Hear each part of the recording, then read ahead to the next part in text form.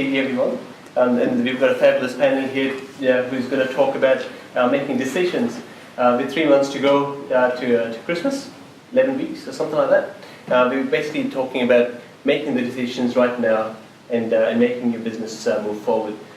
We've got to make decisions on lots of things that happen in your business itself. So we've got Denise, who's going to really help you make decisions by looking at your numbers and making informed decisions, I should say. We've got Nick. I love your last name, Nick. But don't say that. Don't say it. So you've got Nick, the IT man. Really, he's the guy who's going to tell you about automation and why automation is important within IT. We've got Dominique Engelter from William & Hughes. He's going to talk about leases and why landlords don't always win in lease disputes. So let's get started. And Denise, ladies first. How can people look at their numbers and make informed decisions? I think the key thing is with numbers, traditionally, business owners look at their numbers for the tax man. They always have tax in mind when they're looking at their financials or doing their books. And that's really not what your financials are about. Your financials are the litmus test. They're actually the measurement of how your business is tracking. And if you're on target and if you're going to meet your objectives, both sales targets or income revenue or keeping costs down. So yes, tax is a component of your numbers, but you're not doing your finances for the tax man, you're doing them for you and your business. And I think that's the key thing to keep in mind. And of course, one of the key aspects is that people look at their numbers and they're always looking backwards. The key is to actually look at the numbers and look forwards. So it's about planning. It's about setting your budgets and your targets. Now, budgets, financial budgets, targets, your sales targets, it's all got to come into your numbers. And you need to be looking at the numbers and looking at the trend. So we've just come off the first quarter of this financial year. Perfect time to not just glance back, but to really look forward. So have you achieved your objectives in the first quarter? If you haven't, you've got 3 quarters to get it right, to fix it.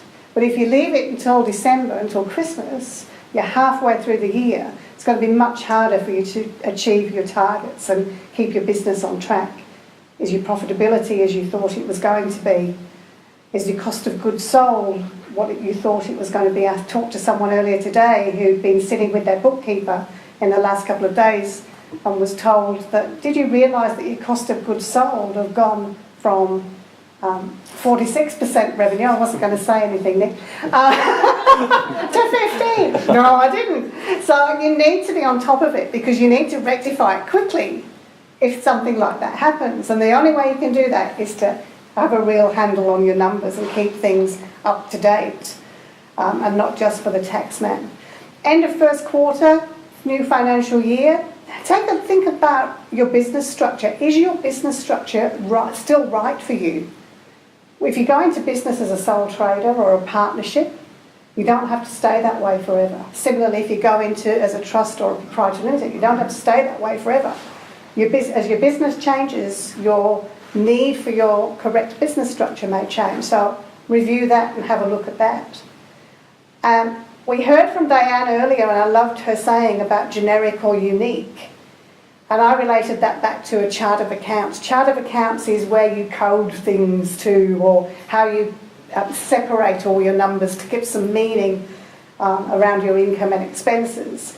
But a lot of people use software that's on the internet these days, and same with as it always has been for computers. If you input wrong things, you get wrong things out. And if they're using the generic chart of accounts that's in the software, is it really meaningful to their business and what they're trying to achieve? So make your chart of accounts unique to your business.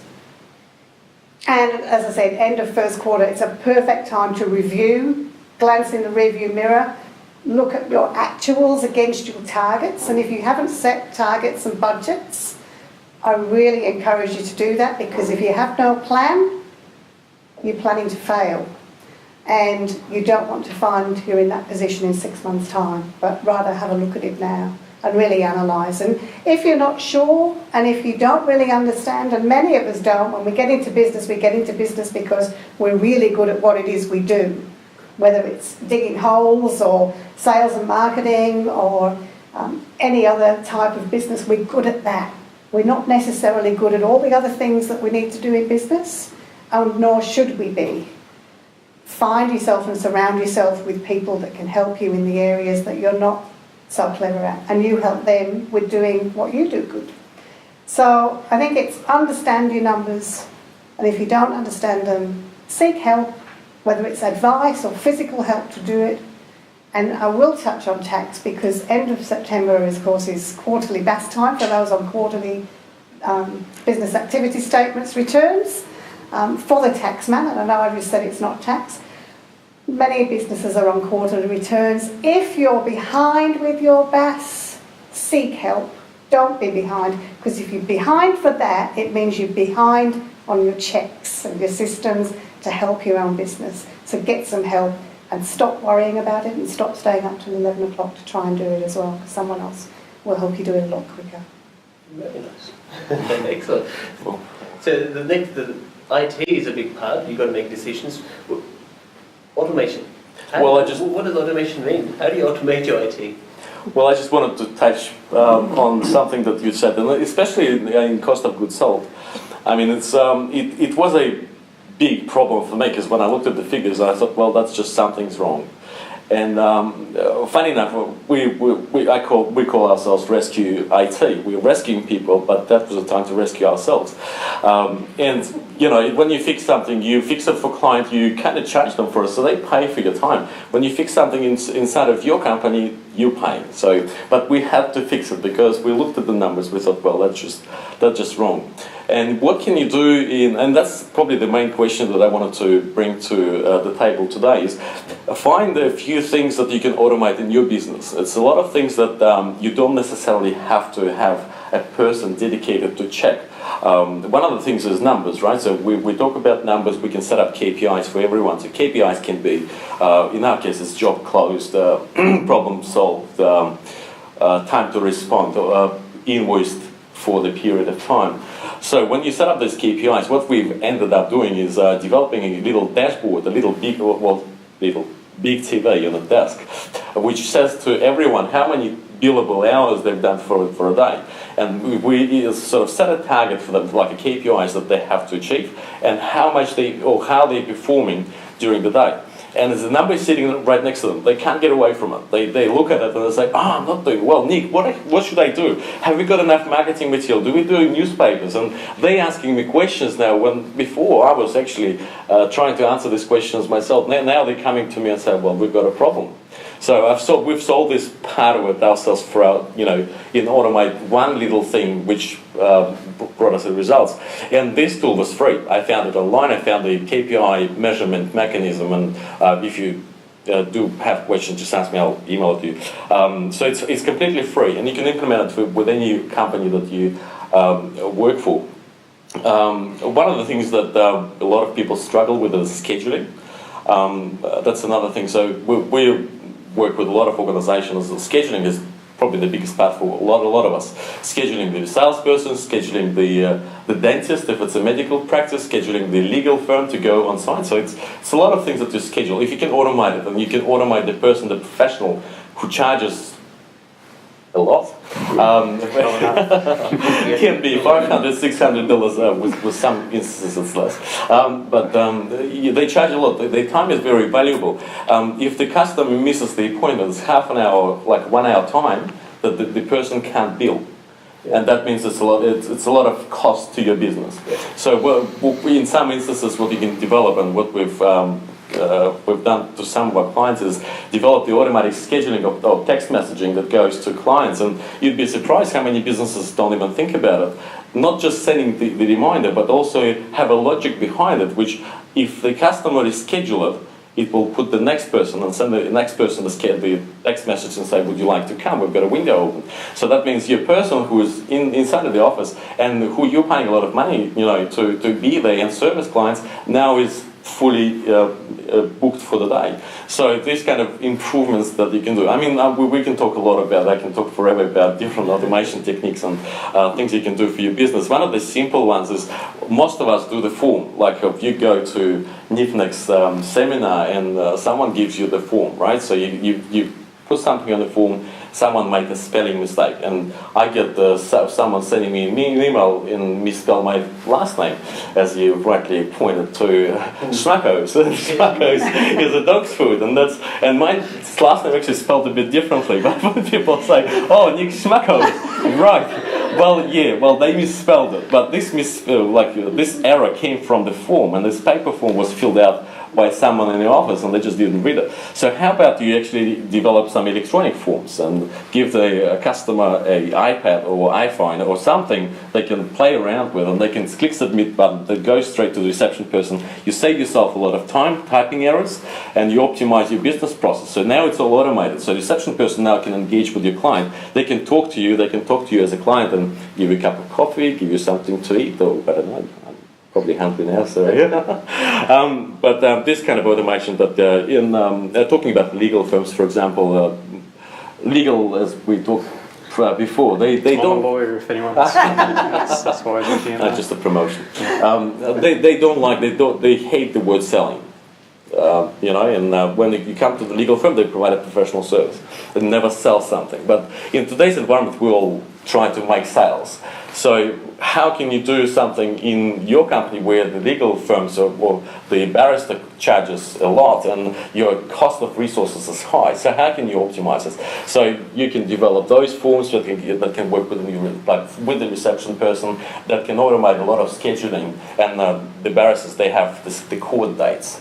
So these court dates are manually entered by most of the practices in WA. So they just manually type it in. You can do something about it. So, well, good point there. Thank you, Nick. Sorry. But I'm not going to say the last name again. That's okay. No, please.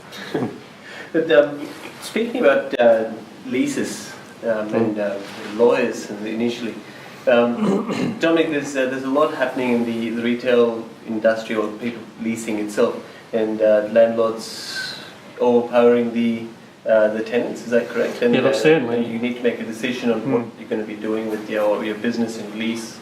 So, please. Yeah, look, certainly my topic probably doesn't fit perfectly into the whole decision-making area that we're discussing, save that I might say that if a lot of you are running your own businesses, sole proprietors, then most of you are likely to be tenants rather than landlords, unless, of course, you've got your own properties elsewhere. So in terms of making decisions, if anything, I'd probably be saying, look, delay at the moment, because the commercial rental market just seems to be, still getting worse at the moment. Through the start of the 2000s, the vacancy rates were pretty tight in Perth, and so landlords had quite a bit of power. It used to be the case that the landlord's lawyer would draft the lease. This is for, just thinking specifically now, for retail shop leases, and the poor old tenant would have to pay it. That's changed now. Everyone's meant to be bearing their own costs. So in the retail shop sector, there's been a bit of change to try and give a bit more equilibrium there between landlord and tenant. But just generally across the space, tenants are now finding themselves with a lot more power than they have done. I think Perth vacancy rates at the moment are above 10%. The suggestion is they'll hit about 15% by mid-2015. And a lot of that is because in Perth our tenancy rates are driven a lot by engineering, construction and the resources sector. And those areas are in trouble at the moment. Also, as there's a change in the cycle now from construction to production in industry, and also there's a lot of new tenancies coming online. I think they're expecting about another 166,000 square metres or something by December 2015. Now, it's more than half of that is already pre-committed, but maybe 40-45% of it isn't. Which creates a glut in the market, and then also the people that are already pre-committed, well, they won't be taking space somewhere else. So things have really turned now, and you'll have been seeing a lot more for lease signs up. And what that means for you as a tenant coming in is that you've got a lot more power. If you can delay entering into a lease you're thinking about at the moment, that might be a good idea. But it also sort of touches back on a number of things which I'll sort of circle back to later. But once you do commit yourself to a lease, one of the things to keep in mind is it'll often be managed by a managing agent for the landlord. Keep an eye on them because they often get it wrong. I normally get involved, I'm a disputes lawyer, so I just get involved at the dispute end of things. Usually I'll be acting for a landlord suing a tenant, and so I've got to go through and do the figures, and I'm like, where the hell did you get this interest rate from? It doesn't match up with what's actually in the lease, and it's just like, oh, that's just the interest rate that we use, or whatever. All sorts of stuff. Often they'll be calculating variable outgoings incorrectly. If it's a retail shop lease, then they might be required to give annual estimates of variable outgoings, and they just haven't bothered doing it. So these sorts of things can create problems. If I'm acting for a tenant, the first thing I'll look at is, well, what are your actual obligations under the lease? And often you'll find things, and particularly things with variable outgoings, that they're being incorrectly charged and so on, and interest rates are wrong, and those sorts of things, which creates an avenue for you to then protect your position. And what we're finding now in the weaker market is that's empowering tenants. So tenants are not panicking so much that they're going to get booted by the landlord and they're not going to be able to find another premises, or that they're under the landlord's control. They're sort of thinking, well, look, bugger this. If this doesn't work out, I'm going to go somewhere else, and I'll probably get a better, a lower rent rate somewhere else. So we're finding tenants push back a lot more, which is something that landlords need to keep in mind if you're coming from a landlord's perspective, is that you have to think about dotting your I's, crossing your T's, that you're doing the right thing, so there's less wiggle room for your tenants to sneak out once a dispute arises. If you've been doing the wrong thing over the course of the lease, well, then it's just going to create some problems for you and make it harder for you to hold on to that tenant and stop them from leaving. From the tenant's perspective, what we're seeing a lot more of at the moment is tenants terminating leases for defaults. Seriously fighting back when there's an allegation of a default by a landlord, so the landlord might pursue a claim for unpaid rent. The tenants are now starting to turn around, which they didn't used to do so much, and actually going through and crunching all the numbers and say, well, hang on, you've been charging me the wrong rent for the last 3 years and I've got a claim against you, or it's because you've been putting undue pressure on me because of the wrong rents, that's why I haven't been able to pay you, these sorts of things. We're also finding that landlords are not necessarily wanting to take action against their tenants at the moment, so that's something that you guys can use in your favour. The reason why landlords aren't wanting to take action is because they don't want to terminate the lease and then try and find someone else. They're trying to hold on to the tenants that they've got. So again, if you're coming from a tenant's perspective, that's something in your favour. Probably what I should do, so I did say to Zishan that I wouldn't talk so much today as I normally talk, but invariably I will keep talking, so perhaps what I will do is I'll stop there, and if anyone wants to talk about anything, please ask me a question, and then that gives me my legitimate excuse to keep talking. The point that you made there on tenants saying, well, I'll go somewhere else, this may not be always as simple as that, because they may have painted the place, they've put the resources in there, and now going, well, I'll move somewhere else, just means they've got to do that all over again. So I guess it's not as tricky, it probably actually is tricky, but it has to be a case-by-case sort of scenario, I'm assuming. Yeah, absolutely. But you might have tenants that have been locked into a lease rate back at the height of the market. Let's just say hypothetically in West Perth paying $550 a square metre, plus, and with ratchet clauses, so the rent can never go down, it can only ever go up. And then they find they can find a place 2 streets down that's now at $350 a square metre or something like that. You do your budget for a 5-year lease, and it's worth, not that I'd ever advocate it, but it's worth just walking out if you can. And making the decision. Yeah. So it does come back to decision making. Yeah, that's right. So I think we've handled the 3 decision-making topics there pretty well. So I think Samuel had a question there for us. Yes, I was just wondering how you see the market going. Is it still trending down, and could you even predict when it might start to tighten up a little? Oh, look, I wish I could, because that'd help me with my own investments. But no, look, I can only talk from what I see as a disputes lawyer and as having lawyers in the office that are doing leases. So I can only tell you, I suppose, what we're seeing historically and the little rumours, I suppose, that we hear from the property agents, which seem to be that vacancies are continuing to increase. I think what we had was vacancies were pretty low, say in 2004 thereabouts. They then sort of started coming up, and by obviously we had the GFC, and by sort of 2009, about mid 2009, we hit a peak for vacancies, and then they sort of just started coming down again to actually close to what the historical level was in 2004, 2005, and now they're sort of heading back up. Some suggestions are that they'll only go up to about 15% vacancies across Perth, and then it'll start to come down. I think we're still, Perth market's looking at vacancies of 10% or more than 10% for the next 4 or 5 years, but that's just from what I can gather. I don't have the property specific background to give you any forecasts. A few more questions? I'm just looking on that terms and conditions thing just for a bit of advice. So I'm coming from the side that I actually rent out serviced office space, and I do find that the whole terms and condition thing it's tricky to be like overbearing on the client and say, okay, make sure you read all those terms. It is their obligation, but I just want to know what your advice would be. So I personally like to point out like 3 things on the terms and conditions that most clients don't read into. I'll say, I think you should take particular note of this, this, and this, because these are things that will affect you later on down the line. But I'm just looking for some kind of advice on how you basically express to them without, sounding... That's very nice of you to do that. That's the sort of thing that we do as well in our retainers. But some would say it's not something that you have to do. How do you do it? Look, you might just say, there's just a number of matters in particular that I'd like to draw to your attention. They are clause X, Y, and Z, and just sort of leave it at that. Aren't you morally obliged? I think it's a good thing to keep. Okay. Yeah, well, we'll see. Yeah. Look, So I'm not whole saying new this. topic, I reckon, morals. Look, and when you're dealing with terms and conditions, as long as you've got them there and they're fairly thorough, it doesn't have to be the focus of your discussions with them. You can almost have the terms and conditions as a, not as an afterthought, it has to be there, but you don't necessarily need to focus on it if it's something that you think might cause your client some concern.